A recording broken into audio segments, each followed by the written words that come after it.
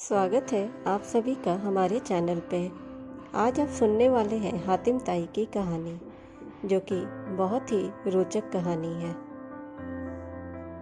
कहानी कुछ इस प्रकार है।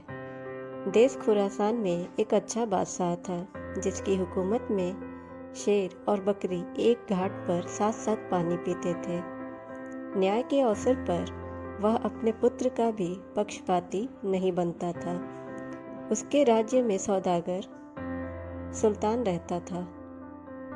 उसके गुमाश्ते हर एक देश में सौदागरी करते थे। उस सौदागर की एक बेटी थी, खुशबू। उसके सिवाय उसकी और कोई संतान नहीं थी। ईश्वर की माया बड़ी विचित्र है। अपनी प्यारी बेटी को 12 वर्ष की उम्र में छोड़कर सौदागर स्वर्ग सिधार गया। मरने से पहले ही उसने राजा से कहा था कि महाराज, अब मेरी बेटी की सुरक्षा आपके हाथ में है। अब तो अपने पिता की सारी दौलत व जायदाद की मालकिन खुशबू को बादशाह अपनी पुत्री की तरह पालने लगे। कुछ दिन में जब खुशबू जवान हुई, तब वह अपनी धाय से बोली, हे माता, यह संसार पानी का बुलबुला है, ना मालूम कब फूट जाए। यह धन मेरे किस काम का? मैं चाहती हूँ कि इस धन को परमेश्वर की राह में लगाऊं और हमेशा ही अनब्याही रहूं, जिससे कि यह हृदय सृष्टि के सारे विकार से पवित्र रहे। इतना सुनकर उसकी धाय ने कहा, बेटी, मेरी समझ में एक बात आई है कि तुम अपने मकान के दरवाजे पर 7 सवाल लिखकर टांग दे और उन 7 सवालों के नीचे यह लिख दो कि जो इनका जवाब देने में सफल होगा उसी से मैं विवाह करूंगी, नहीं तो मैं सदा कुंवारी रहूंगी। यह सुनकर खुशबू ने कहा, ठीक है, और वह 7 सवाल भी उसके धाय ने उसे बताया। पहला था, एक बार देख लिया पर दूसरी बार देखने की इच्छा है। दूसरा सवाल था, भलाई कर और नदी में फेंक। तीसरा सवाल, किसी के साथ बुराई मत कर, जैसा करेगा वैसा ही पाएगा। सच बोलने वाला सदा सुख पाता है। पांचवा, कौह निंदा यानी वह पहाड़ जिसमें से आवाज निकलती है, उसकी खबर लाकर दे। जोड़ा मिला दे उसका जो मोती जल मुर्गी के अंडे के समान। सातवां, हमाम बाद गिर की खबर ला दे। खुशबू ने खुश होकर अपनी धाय की बात स्वीकार कर ली। ये 7 सवाल लिखकर दरवाजे पर टांग दिए गए। कुछ दिन बाद खुशबू संयोग से अपनी हवेली की छत पर खड़ी थी। वह क्या देखती है कि एक ढोंगी साधु अपने 40 चेलों के साथ सड़क पर जा रहा था। जो धरती पर पांव नहीं रखता था, उसके चेले सोने चांदी की ईंट सामने रखते थे और ढोंगी उन ईंटों पर पांव रखकर चलता था। सौदागर की बेटी उसके दर्शन करके फूली न समाई और अपनी धाय को बुलाकर यूँ बताई कि वह साधु तो बड़ा पहुंचा हुआ मालूम होता है, जो सोने चांदी की ईंट पर पांव रखकर चलता है। धाय बोली, बादशाह का गुरु है। बादशाह को दर्शन के लिए दरबार में जा रहा है।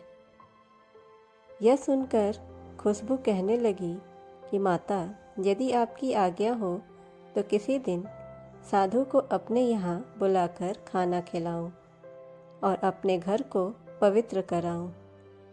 धाय बोली, बेटी, ये बड़ी अच्छी बात है। खुशबू ने उस ढोंगी साधु को संदेश दिया, कल आप अपने समस्त चेलों के साथ मेरे घर पर पधारें और भोजन ग्रहण करने की कृपा करें। साधु ने निमंत्रण स्वीकार कर लिया और दूसरे दिन खुशबू ने उसके सामान की तैयारी की। बड़े उत्तम प्रकार के भोजन बनाए और सोने चांदी की थालों में उस ढोंगी साधु और उसके चेलों को भोजन कराया। ढोंगी भोजन करते समय यह सोचा था कि सुल्तान सौदागर बड़ा मालदार था, इस घर का क्या ठिकाना है। आज ही रात को कोई ऐसा उपाय करना चाहिए कि यह सारी धन दौलत अपनी हो जाए। उस ढोंगी ने रात को अपने चेलों के साथ खुशबू का धन चुराकर उसके नौकरों को मारकर घायल करके भाग गया। सवेरा होते ही खुशबू अपने घायल नौकरों को लेकर बादशाह के दरबार में गई और उस ढोंगी साधु का सारा हाल कह सुनाई। इस पर बादशाह ने क्रुद्ध होकर कहा, ऐसे साधु को तू चोर और लुटेरा बताती है। और बादशाह ने खुशबू का सारा धन छीनकर उसे देश से निकलने का हुक्म दे दिया।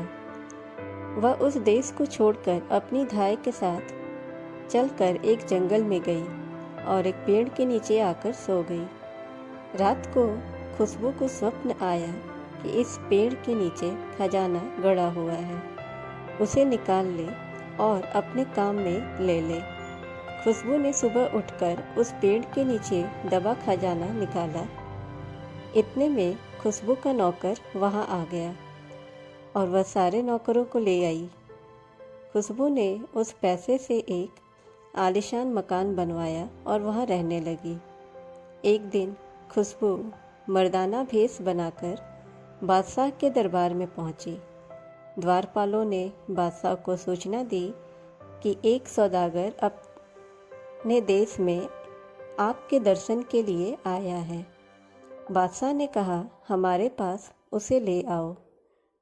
मर्दाने भेष में खुशबू ने बादशाह को प्रणाम किया और एक दिन बादशाह उसी ढोंगी साधु के दर्शन को जा रहे थे। खुशबू भी बादशाह के साथ चल दी, मगर रास्ते में सोचने लगी खुशबू कि ऐसे पापी का दर्शन करना तो महापाप है। बादशाह ने उसे अपना बेटा बना लिया और उसका नाम सलीम रख दिया था। बादशाह ने उस ढोंगी साधु की बहुत प्रशंसा की। सलीम ने उस ढोंगी को अपने यहाँ भोजन करने का निमंत्रण दिया। साधु अपने चेलों सहित सलीम के घर पहुंचा। उसने उन्हें सोने चांदी की थालों में भोजन कराया। भोजन खाने के बाद साधु ने सोचा कि इन सोने चांदी के थालों को कैसे चुराया जाए। इधर खुशबू ने कोतवाल को कह दी थी कि आज रात मेरे घर पे चोरी होने वाला है, इसलिए सिपाहियों को लेकर आप सतर्क रहना, मेरे घर के दाएं बाएं ही रहना। जब रात हुई, ढोंगी ने चेलों के साथ खुशबू के मकान में प्रवेश किया और सारी दौलत गठरी में बांध ली और गठरी बांधकर चलने लगा। खुशबू ने शोर मचाया तो सारे सिपाही मकान में आ गए। चेलों सहित उस ढोंगी को पकड़ लिया गया। पकड़कर कोतवाली लाया गया। खुशबू भी बादशाह के सामने आई। सलीम को देखकर बादशाह बोला, बेटा, रात को तुम्हारे यहाँ डाका पड़ा था। यह सुनकर खुशबू कहने लगी, हाँ पिताजी, यदि कोतवाल न पहुँचते तो मैं लुट जाता। बादशाह ने कोतवाल से कहा कि जल्दी जाओ, उन डाकुओं को मेरे सामने लाओ। यह सुनकर कोतवाल ने सब डाकुओं को बादशाह के सामने पेश किया। बादशाह अचंभित होकर बोले, यह तो हमारे गुरु हैं और ये इनके चेले हैं। तब बादशाह ने क्रोध में आकर कहा, सब पाखंडियों को जल्दी सूली पर चढ़ा दिया जाए, जिससे फिर कभी कोई ऐसा पाखंडी साधु ना बने। बादशाह की आज्ञा से सारे पाखंडी सूली पर चढ़ा दिए गए। ऐसा देख खुशबू प्रसन्न होकर बोली, सरकार, मैं सुल्तान सौदागर की बेटी खुशबू हूँ। उस समय मैं निर्दोष थी। आपने मेरी बात पर विश्वास न करके मुझे शहर के बाहर निकाल दिया। अब आप किसी दिन मेरे घर को पवित्र बनाएं। बादशाह ने प्रसन्न होकर कहा, अवश्य ही आऊँगा। और खुशबू मर्दाना भेष को त्याग करके अपने शहर में आकर रहने लगी। कुछ दिन बाद खुशबू के 7 सवालों की खबर ख्वारमिज देश तक फैल गई। वहाँ का बादशाह बड़ा ही तेजवान था। उस शहजादे का नाम सलमान था। उसकी उम्र 14 साल थी।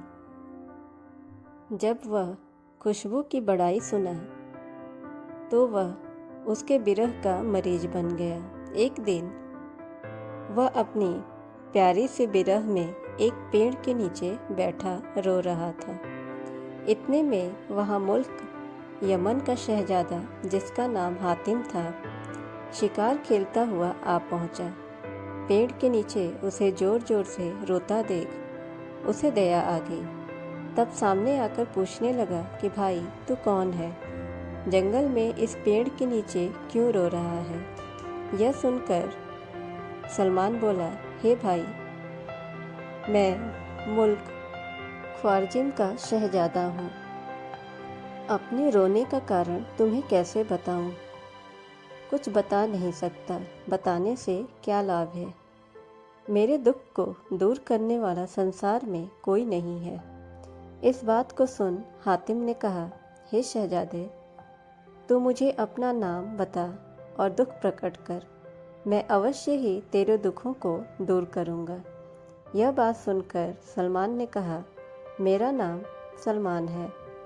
ऐसा कह हातिम के सामने खुशबू का चित्र दिया और कहने लगा कि मैं इसी के विरह का दुखिया हूँ। तब हातिम ने कहा, चिंता न कर, यह सुंदरी तुझे अवश्य मिलेगी। तू विश्वास कर, जब तक इसे तुझसे मिला न दूँ तब तक मैं तेरा साथ नहीं छोड़ूंगा।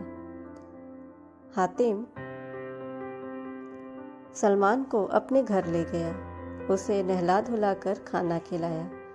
3-4 दिन उसे बड़े आदर से रखा। फिर हातिम ने कहा, प्यारे मित्र, अब मैं जल्दी तुम्हारे दुखों को दूर करने का प्रयत्न करूंगा।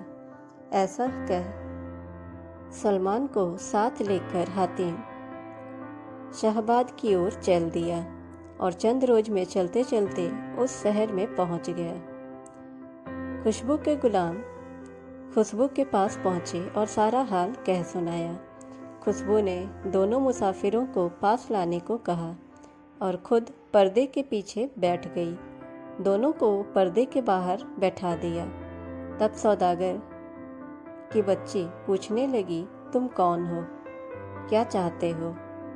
हातिम बोला, मैं मुल्क यमन का शहजादा हातिम हूँ और साथ ही में मेरे साथ जो है यह शहजादा सलमान है, जो तुम्हारे विरह में बेचैन है। बिन तुम्हारे मुख को देखे यह जीवित नहीं रह सकते। इसलिए सुंदरी, दया करो, इसे अपना चेहरा दिखा दो और जीवन दान दे दो। खुशबू बोली, ऐसा कदापि नहीं हो सकता। जो मेरे 7 सवालों का जवाब देगा उसी को मैं अपना मुख दिखाऊंगी और उसी के साथ विवाह करूंगी। यह सुनकर हातिम ने कहा, मैं तुम्हारे 7 सवालों का जवाब दूंगा, परंतु शर्त है कि जिसके साथ चाहूँगा उसी के साथ तुम्हारी शादी करूँगा। खुशबू बोली, मुझे स्वीकार है। तब हातिम बोला, तुम्हारा पहला सवाल क्या है? खुशबू ने कहा, पहला सवाल है, एक बार देखा है, दूसरी बार देखने की इच्छा है, इसका जवाब दो। हातिम बोला, अच्छा सुंदरी, मैं इस सवाल का जवाब लाने की तलाश में जाता हूँ और अपने मित्र को तुम्हारे पास छोड़ जा रहा हूँ। जब तक मैं ना आऊँ इसे किसी भी प्रकार का दुख नहीं होना चाहिए। परोपकारी हातिम वहाँ से एक ओर चल दिया।